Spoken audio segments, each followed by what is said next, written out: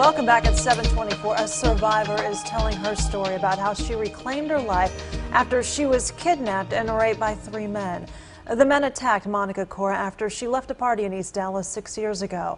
She was a sophomore at SMU, a track star athlete at the time. Her attackers were convicted. 2 are serving life sentences. The 3rd is serving 25 years. Cora chronicled everything, and she is sharing her whole story in a new book called Kill the Silence, and she's here to talk about her mission right now. Thank you so much for being here, first of all, and sharing your story. I know it takes a lot of bravery, a lot of courage. These men, they kidnapped you. You were walking to your car at the time, and they kidnapped you at gunpoint. You were blindfolded. The attack was more than an hour.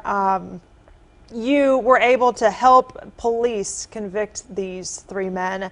And usually when this happens, the victim in the case, we protect their identity. With the media, the police, everybody protects the person's identity. We don't show their face, we don't say their name. You, on the other hand, during that time, wanted something totally different. You wanted your face shown, you wanted to talk to the media. Why the change? Why did you decide to do that? Because I think it's so important. For me, I felt the first few days I remained silent about it. I didn't want to talk about it, and how much pain I was in at that point. I realized that I have to ask for help. I need help. I need to talk about this. So I reached out for help. I was able to talk openly about what happened to me. And I think there's such a big, when you're being raped, you might feel shame and guilt. And I just want to end that. No victim should live in that. It's never the victim's fault. No. Rape is a horrible crime, and that's why I wanted to show my face, say my name, and say, this happens here in this world, and we need to fight it. Yeah, we cannot remain silent about it. Yeah, so many of these crimes go unreported. Exactly. Some people don't even go to police to say anything. I read a recent study that I read it this morning actually, and it said that 25% of college students will experience some sort of unwanted sexual incident while they're in college. Crimes often unreported, and we know that there are some colleges and universities now that are taking steps to try to protect their students. What more needs to be done? I know this is a step in the right direction, but what do you want to see happen? You know, that's the first step. We need to talk about it. We need to see that it's a problem, and it happens all over the country, all over the world. And I think one of the important things is to engage the students in this. We need to have the students involved, and for them to stand up against it and to protect each other, to stand up for each other.